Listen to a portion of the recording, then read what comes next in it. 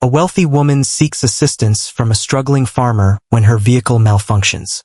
As she enters his barn, he stands still, captivated, and instantly falls head over heels for her. The wind roared with a fierce intensity, sweeping swathes of snow along the barren country road. Amelia Reynolds gripped the steering wheel firmly, her eyes narrowing as she peered through the windshield. Her opulent sedan creaked as it slid precariously on the slick surface before stuttering. And then the dashboard dimmed momentarily. Quietude. Not now, she whispered, her fingers drumming against the wheel in exasperation. Her phone was devoid of any signal. The tempest intensified with each passing moment. As she swung the car door open, a frigid gust of wind rushed in, taking her breath away. Wrapping her coat snugly around her, Amelia ventured out into the swirling snowstorm. Her dark boots plunged into the white expanse of snow. She found herself navigating to a fundraising summit 3 hours beyond the city. Yet her GPS had guided her along this winding rural back road. At that moment, she found herself adrift, isolated, chilling. A subtle shimmer drew her gaze from across the expanse of the field. Perhaps a dwelling, a barn? She was uncertain. That was her sole glimmer of hope. With each faltering step, snow clung to her lashes and seeped through her coat as she pressed on toward the glow ahead. As she approached the front porch of the farmhouse, her hands had grown stiff, and her lips felt numb. She struck the door with urgency, filled with hope and desperation. The door slowly swung open, unveiling a tall, broad-shouldered figure clad in a flannel shirt and jeans. His face bore the marks of time, rugged yet captivating, with a jawline that remained strong from years of hard work.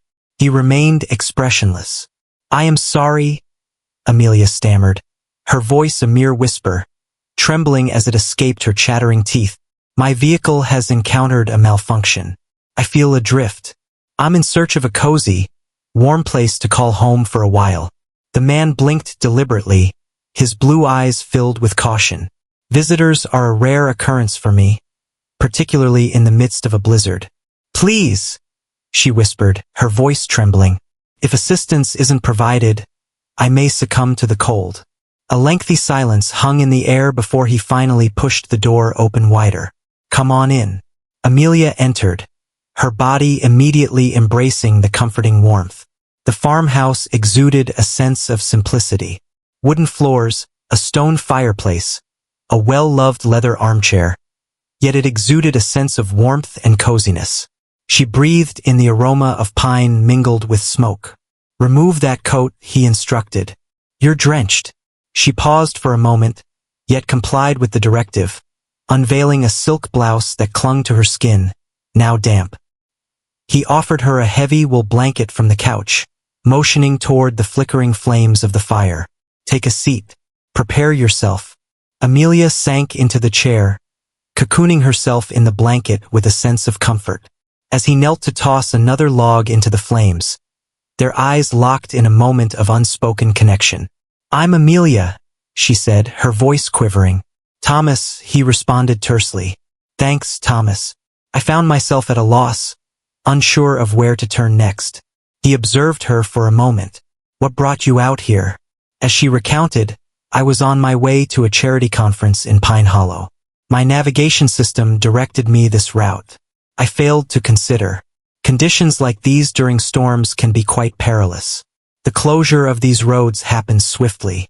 She chuckled softly, a hint of helplessness in her voice, realizing it all too late. Thomas came back holding a steaming mug, filled with either tea or cider. She couldn't quite tell. She accepted it with appreciation, cradling it gently in her palms. "So, you reside here by yourself?" she inquired, surveying the surroundings. Indeed, she gave a nod. "Silence envelopes the surroundings. I prefer it that way." The flames danced and popped, breaking the stillness that enveloped them. "I didn't mean to intrude," she murmured, her tone gentle. "I simply wished to avoid perishing in a snowbank." His gaze darted to hers. For the first time, there was a flicker of something different. Not doubt, not wariness, something more inviting. He expressed that solitude should not be an option for anyone. She breathed out gently, allowing herself to unwind just a bit. Later, Thomas delivered her some dry clothes, an old sweatshirt and flannel pants that were oversized yet cozy. In the bathroom, she transformed, leaving her designer clothes in a careless pile. Upon her return, he had thoughtfully arranged a simple meal, consisting of soup and toasted bread. She consumed her meal quietly, filled with gratitude. He mentioned that he would prepare the guest room. "This place will offer you safety tonight." Amelia gazed at him, really seeing him for the very first time. His posture conveyed a sense of caution, weighed down, reminiscent of someone who had borne the burdens of life for far too long. "Thank you," she murmured once more, her voice softer this time. He gave a slight nod and exited the room. In solitude, Amelia found herself by the fire, her gaze fixed on the dancing flames. Everything seemed dreamlike. Just hours ago, she had been a formidable leader, on her way to yet another event, ready to deliver another eloquent address. In that moment, she found herself a solitary figure, enveloped in an unfamiliar blanket, nestled in the stillness of an uncharted expanse. And yet, she experienced a peculiar sense of tranquility. In the hallway, Thomas halted, observing her silhouette from afar. She appeared utterly mismatched, too elegant, too sophisticated for this realm of timber and soot. Yet, in some way, it felt right for her. Perhaps it was the calmness in her gaze that reflected his own. The snowstorm continued to unleash its fury outside. Within, two realms, affluence and isolation, aspiration and tranquility, intertwined softly, without spectacle, and a new chapter had commenced. Unbeknownst to them, the tempest raging outside paled in comparison to the turmoil that would soon awaken within their souls. The following morning, the wind had calmed, yet the landscape was still shrouded in a layer of snow. Heavy snow piled up against the windows, while icicles dangled from the roof like crystalline blades. The farmhouse lay in stillness, interrupted only by the sporadic creak of wood shifting in response to the chill. Thomas stirred a pot of water over the wood-burning stove in the barn, his movements steady. He had explained that the main house was under partial renovation, with roofing issues that had left the upstairs rooms unusable for the season. The barn, on the other hand, exuded warmth, was well insulated, and maintained a pristine condition. The loft was converted into a functional area for emergencies, yet it seldom saw any action. Amelia lingered rigidly by the ajar stall door, observing the steam ascend. She donned the baggy attire he had gifted her, flannel and fleece, a stark contrast to the chic winter coat and heels she had come in. Her elegant bun had come undone, allowing gentle waves to cascade around her face. Without uttering a single word, Thomas presented her with a mug. She accepted it, wary yet appreciative. "Thank you," she replied after a moment's hesitation. With a subtle nod, he pivoted to scatter more hay into the stalls of the horses. "The storms are subsiding, and the roads could be clear by tomorrow. So I can leave," she murmured, her voice laced with uncertainty, blurring the line between a statement and a question. Thomas cast a glance behind him. "If that is your desire." For a moment, silence enveloped the scene, interrupted solely by the snorts of horses and the gentle rustle of straw. Amelia took a delicate sip of the tea. It possessed a robust, grounded quality, entirely different from the imported blends she typically preferred, yet it offered an unexpected sense of solace. "I've never slept in a barn before," she remarked, attempting to ease the atmosphere. "I had a feeling." She cast her eyes about the surroundings. "It has a warm, inviting charm that feels wonderfully rustic." Thomas offered a subtle smirk, choosing to remain silent. They lingered in that moment, two souls from disparate realms, intertwined by the frost and fate. The warmth from the modest stove permeated the space, enveloping it in a quietude that left Amelia feeling strangely unsettled. She folded her arms across her chest. "Are you out here by yourself? Indeed. Is there no spouse? Relatives?" She paused, uncertainty lingering in the air. "Is that really an option?" Thomas rested against the stall door, his arms folded across his chest. "Some individuals opt to rise, while others decide to fade away. I suppose I managed to do both. Amelia inclined her head. That's enigmatic, he shrugged. Everyone has a tale to tell. That was a bit painful. Beg your pardon? Thomas locked eyes with her, steady yet unyielding. You strolled in here last night as if you were the ruler of the universe, and perhaps you are. But in this space, it holds no significance what vehicle you steer or what executive suite you oversee. She straightened. Do you really believe I'm merely a pampered heiress who has lost her way? I believe, he said thoughtfully, that you're not accustomed to anyone not requiring something from you. The impact of the words was more profound than she anticipated. For a brief instant, words eluded her. He returned to caring for the horses. Later that afternoon, as Thomas toiled outside, removing snow from the barn path, Amelia meandered through the serene stalls, her fingers gliding over the wooden beams. The aroma of hay and saddle oil lingered in the atmosphere. She stopped beside a chestnut mare and leaned over the gate to gently caress her muzzle. From the partially ajar stable door, she heard Thomas's voice, gentle and quiet, as he conversed with the animals. She won't stay, he remarked, gently smoothing the horse's coat. Women like that tend to depart as soon as the sun rises. In their realm, we are mere shadows. Amelia stood still. She's stunning, he went on, but that realm, it's entirely different from ours. She'll leave this place behind long before the ice has a chance to melt. A sensation coiled tightly within Amelia's chest. She averted her gaze, slipping away softly to the loft. That night, sleep eluded her. The barn radiated warmth. The blankets enveloped her in thickness. Yet her thoughts whirled with the echoes of what she had just overheard. She was perplexed by the intensity of her feelings. Perhaps it was because she feared becoming the woman who departed and was erased from memory. Perhaps it was the first instance in ages where someone had gazed at her and penetrated the facade, the strength, revealing the unrefined essence beneath. Perhaps, just perhaps, she was reluctant to depart. Not at this moment. Not until she uncovered the secrets lurking in the silent stare of a man who possessed nothing but refuge and genuine intent. The wind roared once more that night, shaking the barn doors as if a stranger had barged in uninvited. Snow battered the wooden walls, as if winter was resolutely intent on seizing the warmth Thomas had successfully captured within. Amelia shifted in her slumber, nestled under the heavy folds of thick blankets in the improvised loft. Her face shone with perspiration, even in the coolness of the air, and her breaths became irregular and shallow. Thomas was in the barn, ensuring the horses were settled for the night, when he suddenly heard the sound of coughing. Cute, arid, relentless. With swift determination, he ascended the loft ladder in 3 rapid strides. Hey, he said, kneeling beside her. Are you all right? Amelia stirred from her slumber, her gaze clouded by the haze of fever. Just a cold, she murmured, yet her body quaked beneath the blankets. Thomas chose not to engage in a dispute. He rose to his feet and vanished down the ladder. Moments later, he came back with a hot mug and a neatly folded cloth. Drink this, he said, softly assisting her to sit up. What is it exactly?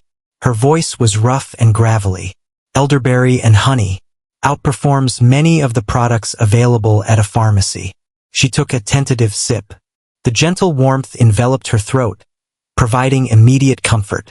Thank you, she whispered, her voice scarcely rising above a breath. He inclined his head, then gently pressed the cloth to her forehead. Your fever isn't too severe at the moment, but it's important to take some time to rest. She stared at him, taken aback by his softness.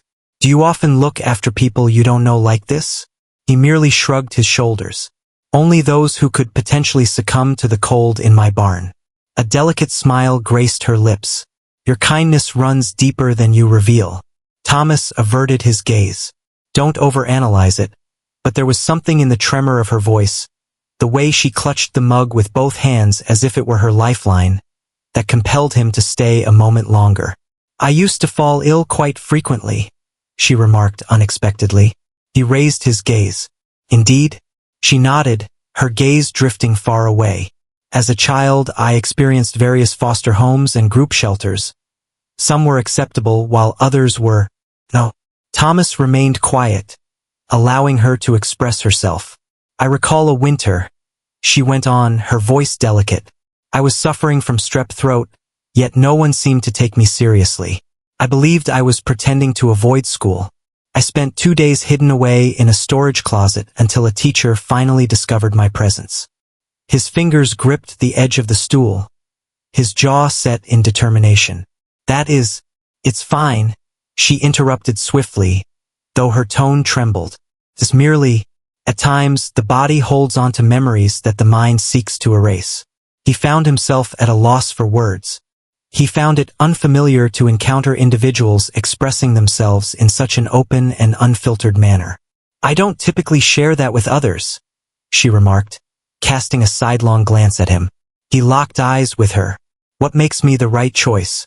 She paused, uncertainty flickering in her eyes. Since you didn't inquire. That brought him to a standstill. The wind began to stir once more outside. Within, the atmosphere was imbued with a subtle stillness. He leaned in and carefully repositioned the blanket around her shoulders, his touch softer than he had intended. She nodded in agreement, settling back down, her breathing gradually becoming more even, though still slightly uneven. Thomas lingered in that moment, seated next to her, attuned to the gentle rhythm of her breathing. He found himself uncertain about the moment it occurred. Perhaps it was the manner in which the firelight flickered over her features, gently blurring the contours of a person who had constructed barriers so tall that even she had lost sight of their existence. Perhaps it was the gentle curve of her lips as she slept. Her gaze was captivating, secure. He extended his hand, almost instinctively, and softly swept a lock of hair away from her face. His hand halted in the air. What was he up to? This woman was an enigma, a CEO, a powerful presence from a realm he had long abandoned. His fingers brushed against her hair for a fleeting moment before he withdrew, his heart racing. He gazed at her, experiencing an emotion that had long been absent from his life. A chilling experience. Something comforting. Something genuine. She stirred a bit, yet remained in her slumber. He remained still, securing the blanket snugly around her, and descended the ladder with care. Amidst the horses, Thomas lingered in quiet contemplation for an extended period. For an extended period, he had chosen to numb himself to any emotions. Now he questioned whether that silence would ever come back. The tempest beyond the walls showed no signs of abating. The snow pounded against the barn walls with unyielding intensity. Every gust of wind howls like a wailing spirit through the rafters. The horses stirred in their stalls, agitated and unsettled. In the loft, Thomas awoke from a light slumber as a sharp, rattling cough pierced the stillness. He ascended the ladder in mere moments.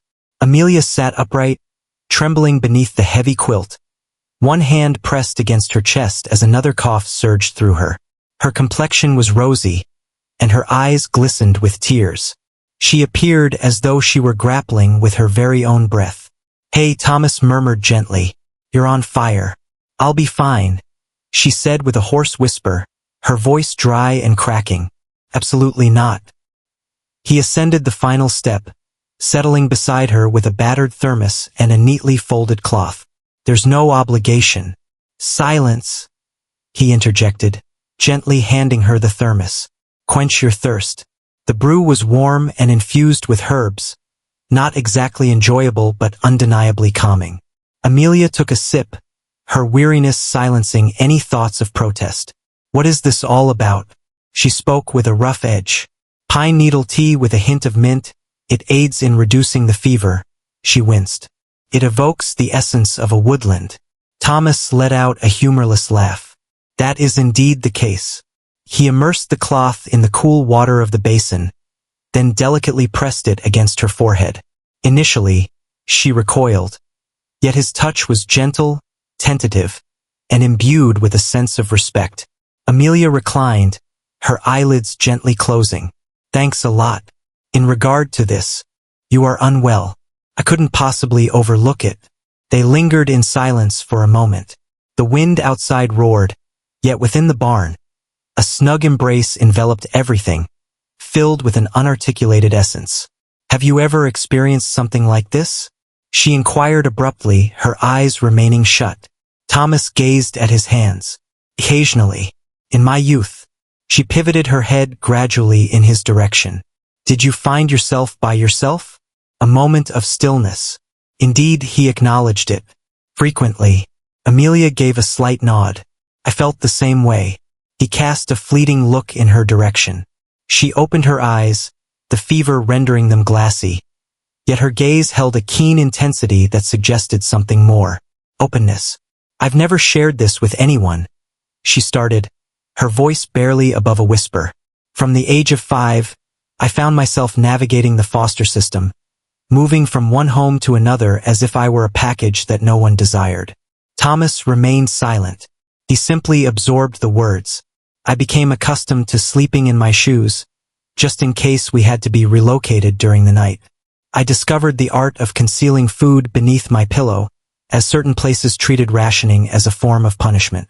And school, that was merely a pause in the struggle for existence. The words flowed gradually, yet with newfound confidence, as if she had been holding them back for an eternity. Once upon a time, there was a woman named Miss Carla. She allowed me to read at the library after school. She refrained from inquiring. She simply allowed me to exist. In subtle yet profound ways, I believe she played a crucial role in my survival. Thomas gulped, his throat feeling heavy. It seems like there's someone who caught a glimpse of you. Indeed, Amelia remarked softly. The first individual who regarded me without a hint of judgment. A lengthy pause lingered between them, a pause thick with not just space, but a profound comprehension. Thomas remarked that you don't strike him as the type to allow that sort of past to shape who you are.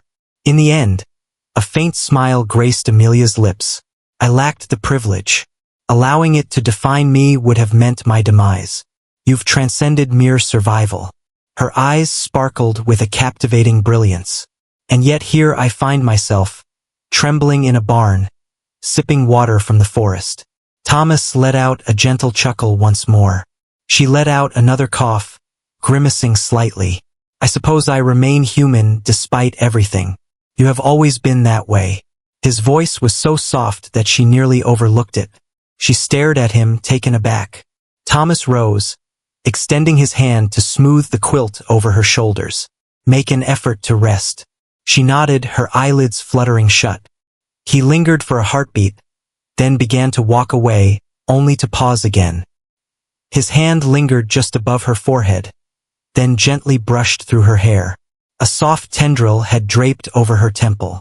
Instinctively, he extended his hand and swept it aside. Only that, yet, a change stirred within him. He gazed at her peaceful figure, the tension in her brow easing, the corners of her mouth gently curving. She possessed a haunting strength, delicate yet profound, evoking a sense of familiarity that took him by surprise, as if two disparate scars had found solace in one another and begun to mend. He had always dismissed the idea of destiny, yet now he found himself questioning that certainty.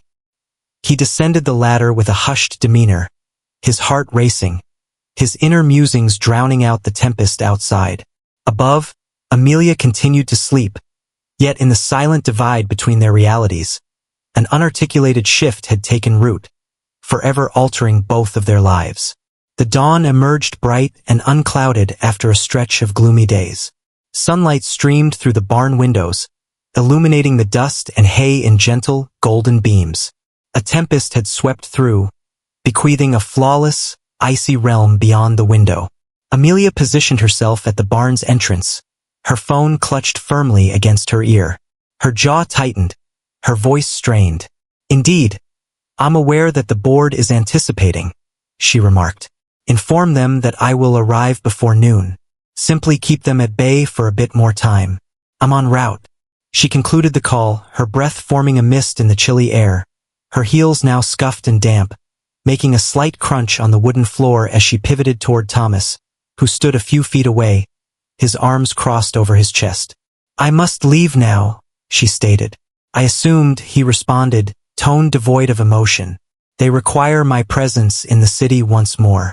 I have a meeting that could determine the fate of everything I have created. Thomas gave a single nod. Naturally, individuals such as yourself have destinations to reach. Amelia recoiled, not due to the content of his words, but because of the manner in which he delivered them, as if he were making an effort to appear indifferent. Thomas, she began, moving a step nearer. In recent days, I found myself taken by surprise. You shouldn't stay, he interrupted. His gaze locked on an unseen point just past her shoulder. This place is not suited for someone of your kind. She examined his features closely. What if I chose to remain? He emitted a soft, mirthless chuckle.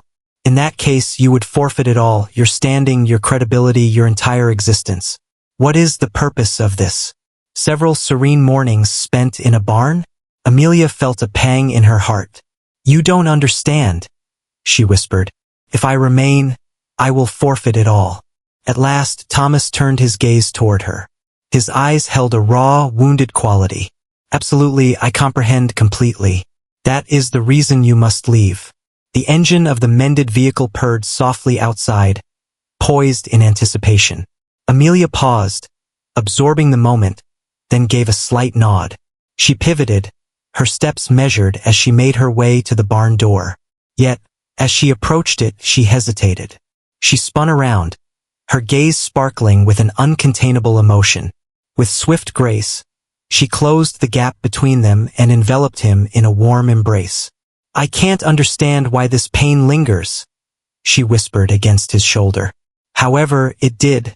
Thomas paused briefly before enveloping her in his embrace.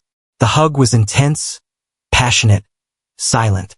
She drew back slightly to meet his gaze, and in that moment, an unvoiced understanding flickered between them, a sentiment neither dared to articulate. Amelia leaned in, and their lips met in a tender kiss. It lacked fervor, it was not untamed. The atmosphere was languid, hushed, and brimming with unspoken thoughts. It was a farewell cloaked in optimism, a vow unspoken, a destiny unrequested. As they separated, she hesitated for a heartbeat, her forehead gently pressed against his. Ensure the horses are well cared for, she murmured. Thomas offered a gentle smile, consistently, and then she vanished. The barn door groaned as it swung open, then banged closed with a decisive thud behind her. The chill swept through momentarily, only to dissipate as quietness enveloped the space once more. Thomas remained motionless, his hands tightly balled at his sides. He remained still until the sound of the car receding reached his ears, tires crunching on the snow, gradually disappearing into the distance. As he settled into the chair, it was in the very place where she had found comfort just 2 nights earlier. He shut his eyes and tilted his head back against the wall, letting out a slow breath. The barn echoed with an unsettling silence, a void that seemed to stretch endlessly. Yet, it was no longer merely the chill that enveloped him. It was a void. It was a profound connection, acknowledged only in hindsight. It was the subtle pain of a man who had just realized the absence of something he never truly recognized he desired. The city's rhythm washed over Amelia, reminiscent of a familiar yet unwelcome melody. As her sleek vehicle came to a halt in front of the gleaming skyscraper, a flurry of assistants converged around her, providing updates on her packed schedule, presenting urgent memos, and offering her a coffee that had long lost its flavor. The sound of her heels resonated against the marble floor as she stepped into the conference room. The board had already taken their seats. Chilled expressions, measured grins. It's wonderful to have you back with us, remarked one of the seasoned partners. His tone was sharp. Another executive cast a quick look at his tablet. The media has noted your absence from the charity summit. Since the break of dawn, the calls from investors have been pouring in. Amelia took a seat, placing her hands gently on the table. She flipped open her laptop, her fingers quivering ever so slightly. A board member interjected, their voice cutting through the room. Whispers abound that you disappeared to the countryside amidst one of our most prominent weeks. Amelia's lips pressed together. A snowstorm swept through the area. I found myself isolated. Yet you remained out of reach. Another interruption. In this organization, how one is viewed holds significant value.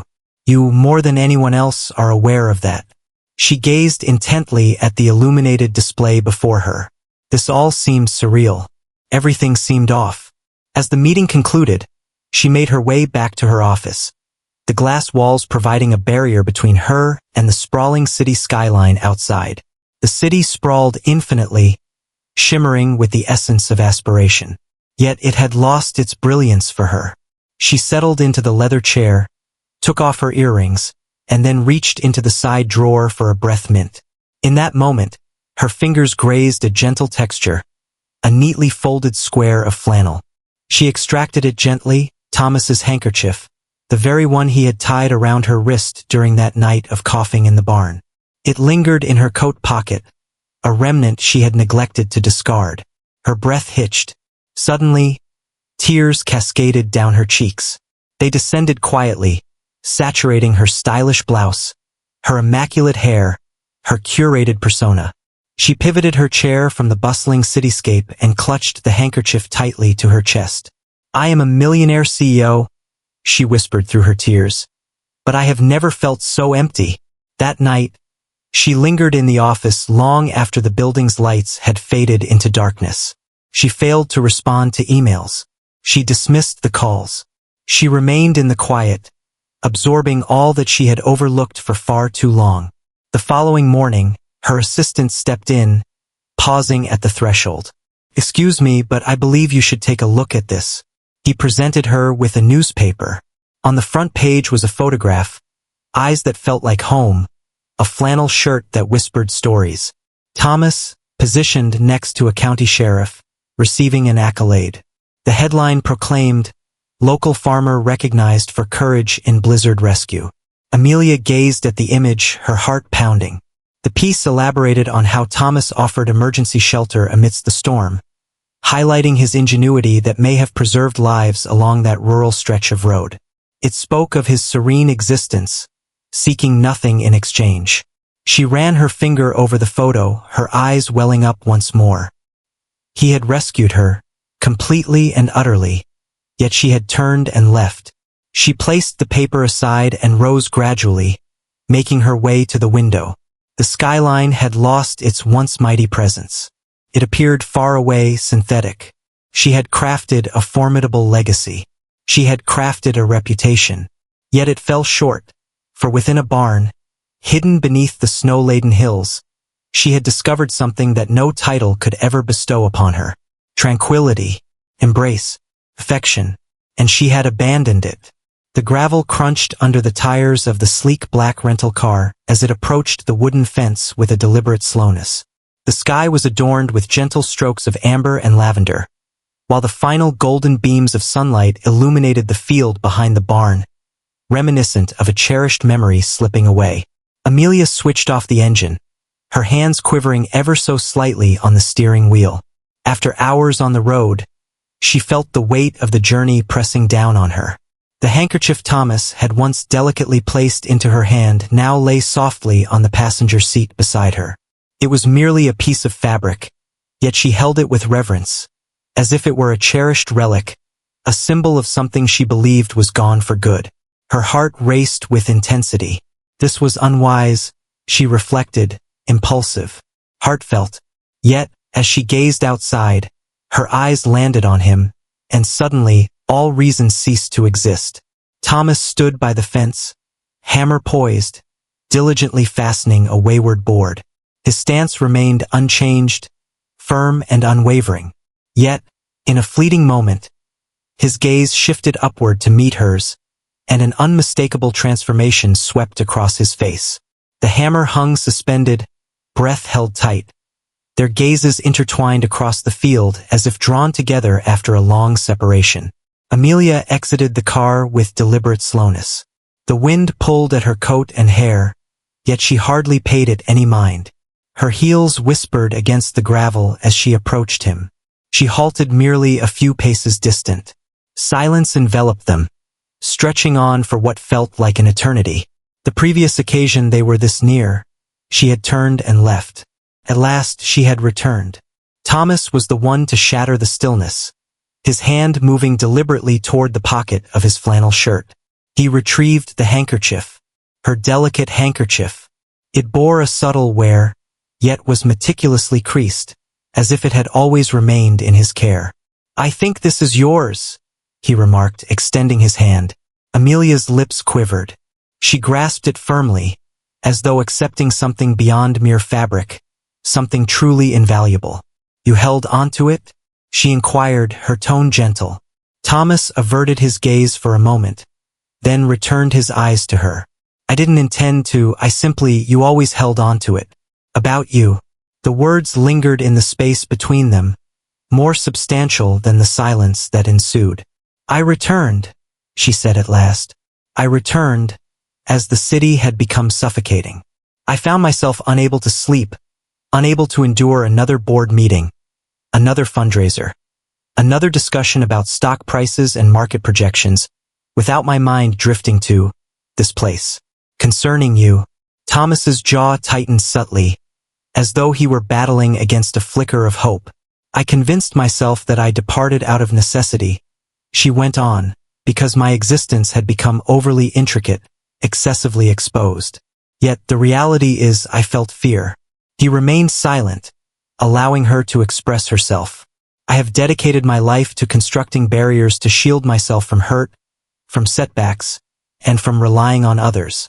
That evening in your barn, when you regarded me as if I held significance, not due to my identity or my riches, but simply because I was a person, I understood how weary I had become of the facade." She gazed up at him, her voice quivering. "I'm done with the facade." Thomas felt a tightness in his throat.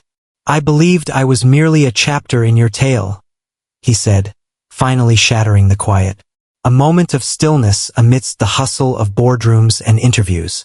"I believed you would leave my memory behind as soon as the snow disappeared." "I made an effort," Amelia whispered. "I genuinely put in my best effort." Thomas's eyes had taken on a glassy sheen, his voice now a mere whisper. "You stepped out that morning while I lingered by the barn door, feeling foolish as I listened to the sound of your car disappearing down the road. And each passing day, I've contemplated whether I should have urged you to remain." Her eyes brimmed with tears. "You really didn't need to. I never truly departed, not within these walls." She laid her hand softly against her heart. She moved nearer, the distance between them diminishing until mere inches separated them. "I remain unfazed by the world's perception of my sanity. Allow them to speak. Let them claim I've discarded my title, my company, my future. I can't envision a future that doesn't have you in it." His breath quivered. "Are you serious about that?" She nodded, tears cascading down her cheeks. "I don't require a CO in my life. I have no desire for another agreement, nor for another recognition. I seek the one who brewed tea for me at the break of dawn, who kept vigil by my side during my illness, who conversed with horses in the stillness of the night. I require the individual from the barn." Thomas extended his hand and caressed her cheek softly. "You have found your way." She gently shook her head. "I have returned to my abode." Without uttering a single word, he enveloped her in his embrace. The breeze intensified, carrying with it the fragrance of hay and pine, along with echoes of the past. In that instant, it felt as though time had come to a complete halt. They embraced as the final rays of daylight slipped away, enveloped not only in warmth but in a profound connection, something genuine. And this time, neither of them released their grip. A year later, the barn stood proudly with its new roof. The garden flourished with vibrant wildflowers, and the sound of laughter filled the air more frequently. What was once merely a serene stretch of farmland, hidden from the hustle and bustle of the world, has now evolved into a site of remarkable change. Amelia had moved away from tailored suits and the polished glass floors that once echoed with the presence of shareholders. She had stepped away from her role as CEO, not in shame or failure, but in serene victory. In its stead, she had created something fresh, the Willow Path Center, a vocational initiative located at the boundary of Thomas's property. It provided training and employment to individuals who had experienced homelessness, delivering not only skills but also a sense of dignity. It was a legacy she had never envisioned, yet now it felt indispensable to her existence. Each dawn, she stirred to the aroma of freshly cut hay mingling with coffee, accompanied by the gentle cadence of Thomas's voice drifting in from outside, as he engaged with the animals during his labor. And every morning, she experienced a sensation more profound than achievement: tranquility. The wedding was intimate, exactly as they envisioned. On a late summer afternoon, amidst the vibrant wildflower field behind the barn, the scene unfolded. There were no lavish seats, no media frenzy, no sparkle. Just simple wooden benches, jars filled with daisies, and a gentle breeze that caused the grass to dance like waves. Thomas stood with an air of quiet confidence in a plain linen shirt and suspenders, his hands betraying only the faintest tremor as he awaited the moment. Beside him, their youngest rescue horse, a gentle chestnut foal, stood decorated with a garland of soft green leaves and wildflowers. The horse served as the ring-bearer, albeit with a penchant for attempting to nibble on the ribbon on several occasions. As Amelia entered the field, a profound silence enveloped the world around her. She donned a dress crafted by hand from natural silk, airy and fluid, the sort that murmured softly with every movement. Her hair fell in a loose braid, adorned with delicate daisies gathered that very morning by the children she now guided. Among them was Lily, a petite girl with inquisitive eyes and a troubled history that Amelia recognized all too well. Amelia encountered her during a visit to a shelter, and without hesitation, she welcomed her into her home. As Amelia neared Thomas, Lily unexpectedly moved ahead, grasping a delicate bouquet she had gathered on her own. Her voice quivered, yet she projected it clearly for all to hear. "Mother," she said, "you are not a princess." A gentle laughter spread among the guests, yet Lily pressed on, her voice quivering with feeling. "You're the miracle I longed for when I didn't even understand the power of prayer. You rescued me. Your presence brings me a sense of security. Your presence fills my heart with warmth and affection." Amelia stood still, her lips trembling, her eyes filled with unfallen tears. Lily stepped forward and softly said, "I love you, Mama. I appreciate your choice in selecting me." Thomas extended his hand, finding Amelia's, and together they stood, tears flowing, clinging to one another and the soft voice that had just bestowed upon them a treasure far beyond any wealth. The ceremony unfolded in a concise manner, filled with warmth and understanding, conveyed through gentle words and meaningful looks. As their lips met, it lacked the passionate intensity of storybook romances, yet it was infused with the profound connection of two souls who had battled through pain, striving to mend, to reconstruct, to believe once more. As the sun dipped below the horizon, the fields transformed into a shimmering expanse of gold. Under the warm glow of string lights, the guests came together, sharing plates filled with lovingly prepared food, garden-fresh vegetables, bread from a friendly neighbor, and delightful pies from the local bakery. Melodies flowed from a solitary speaker as the children twirled and leaped, their bare feet kissing the cool grass beneath them. As the evening wore on and twilight draped the sky in hues of deep blue, Amelia and Thomas found themselves at the edge of the field, their arms entwined in a warm embrace. "You know," Amelia said, her cheek resting on his chest, "our tale was never flawless." Thomas beamed with joy. "Excellent. I never sought perfection. I simply sought authenticity." She lifted her gaze to meet his. "Do you believe we are sufficient?" He gently tucked a strand of hair behind her ear. "We are more than sufficient, just the two of us. We encompass it all." They remained quiet, observing Lily spin under the twinkling lights, her laughter rising into the evening like a cherished gift. The barn radiated a gentle warmth in the background. Within lay blankets, books, the gentle nuzzle of horses, all the things Amelia had never realized she desired. As the stars twinkled in the night sky, Amelia gently shut her eyes and murmured, "I'm home." Not due to the empire she had constructed, but because she had ultimately crafted a life of her own. Occasionally, a misstep in a blizzard can guide us precisely to our rightful destination. Amelia and Thomas hailed from contrasting realms, one filled with towering glass structures that reached for the heavens, the other grounded in serene earth and expansive horizons. Yet, when their journeys intertwined amidst the chill of winter, what started as mere survival evolved into something profound, something genuine. Their narrative unfolds not in flawless moments, but in authenticity, in the journey of healing, where two courageous souls opt for simplicity instead of prestige and prioritize love above all else. If this tale resonated with you, if it brought to mind that even the harshest tempests can guide us to the coziest havens, then we welcome you to remain with us. Join soul-stirring stories for more heartfelt narratives about true love, second chances, and the moments that truly count. Engage with this message if you resonate with the subtle strength of kindness and the transformative beauty of lives renewed from within. In this place, each narrative unfolds as a path leading back to where the heart belongs. Welcome to Soul-Stirring Narratives.